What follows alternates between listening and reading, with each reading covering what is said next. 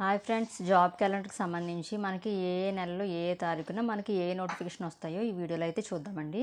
Job calendar చూసిన తర్వాత చాలా బాధ అనిపించింది అనమాట. ఎందుకంటే మనకి డిఎస్సికి చాలా ఆస్తి అయితే ఎదురు చూసాం కదండి. మనకి నోటిఫికేషన్ రావాలి, ఎక్కువ పోస్టులు ఉండాలని చెప్పేసి చాలామంది అయితే చూసారనమాట. కాకపోతే ఏంటంటే పోస్టులు చాలా తక్కువగా ఉండటం వల్ల చాలామంది అయితే డిసప్పాయింట్ అయితే అయ్యారండి. పోస్టులు లేవు, ఇంక మా ప్రిపరేషన్ కంటిన్యూ చేయాలా ఆపేయాలా అని చెప్పేసి చాలామంది అయితే బాధపడుతున్నారు. అందులో నేను కూడా ఉన్నానండి. ఇంకోటి ఏంటంటే మనకి ఈ నోటిఫికేషన్ రావడానికి కూడా ఇంకా టైం ఉంది.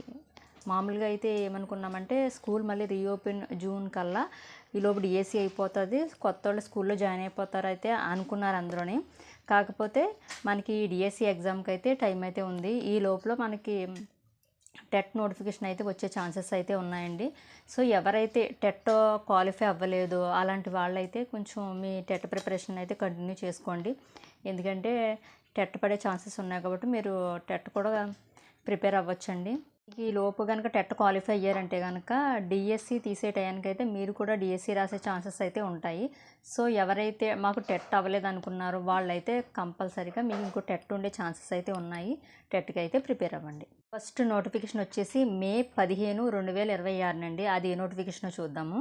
ఉన్నత విద్య అండి. మొత్తం పోస్టులు వచ్చేసి 1500 పోస్టులు. ఆల్రెడీ యూనివర్సిటీ పరిధిలో ఏవైతే ఉన్నాయో అసిస్టెంట్ ప్రొఫెసర్ సంబంధించి ఇవన్నీ కూడా మనకి ఉన్నత విద్యకు సంబంధించి అన్నీ కూడా వచ్చే ఫస్ట్ నోటిఫికేషన్ ఏంటంటే మనకి మే 15 అయితే వస్తుంది.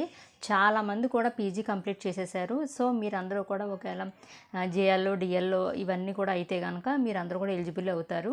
కాకపోతే నెట్టో సెట్టో కూడా ఎక్స్ట్రాగా క్వాలిఫై అవ్వాల్సి అయితే ఉంటుంది. కాకపోతే జేఎల్కి అయితే అవసరం లేదండి, మీరు పీజీ చేస్తారు కాబట్టి ఎలిజిబుల్ అవుతారు.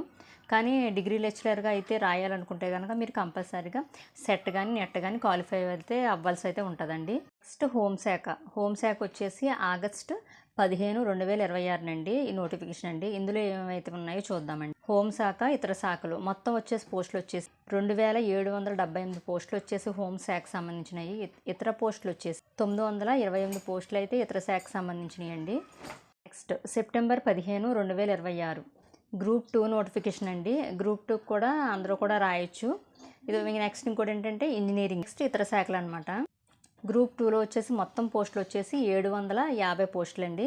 ఇంజనీరింగ్ వచ్చేసి 503 పోస్టులు అండి. ఇతర శాఖలు వచ్చేసి 506 పోస్టులు అనమాట. చాలామంది ఇప్పుడు డిఎస్సి టైం ఉందని చెప్పి గ్రూప్స్కి అయితే ప్రిపేర్ అయిపోతున్నారండి. చాలామంది లైబ్రరీలో కూడా కూర్చుని కూడా ఆల్రెడీ వాళ్ళ ప్రిపరేషన్ కూడా కంటిన్యూ చేసేసుకుంటున్నారు.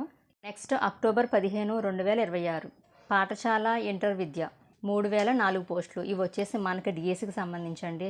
ఎప్పుడైనా నోటిఫికేషన్ చూడండి, మనకి అక్టోబర్ 15 అనమాట. అక్టోబర్ వరకు కూడా చాలా టైం ఉంది. నేను అందుకే చెప్పానండి, ఈరోజు ఖచ్చితంగా టెట్ ఉండే నోటిఫికేషన్ అయితే ఖచ్చితంగా పడుతుంది.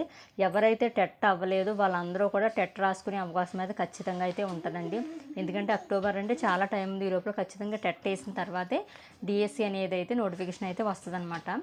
సో మాకు టెట్ అవ్వలేదు అనుకునే వాళ్ళు ఎవరైనా ఉంటే కనుక టెట్కి అయితే ప్రిపేర్ అయిపోండి, మీకు డిఎస్సి కూడా యూజ్ అవుతుంది. మొత్తం పోస్టులు వచ్చేసి 1060 అండి. జాబ్ క్యాలెండర్లో ఉన్న మొత్తం అనమాట. ఏ తారీఖులో మనకి ఎప్పుడెప్పుడు నోటిఫికేషన్ పడుతుంది అనేది మీకు క్లారిటీగా అయితే అర్థమైంది కదండి. చాలామంది ఏం చేస్తున్నారంటే డిఎస్సికి అయితే గ్యాప్ ఎక్కువగా ఉంది కదా అని చెప్పేసి ఇంకా గ్రూప్స్కి అయితే ప్రిపేర్ అవుతున్నారు. చాలా మీకు చెప్తున్నాను కానీ నాకు ఏం చేయాలో నాకే అర్థం కావట్లేదండి.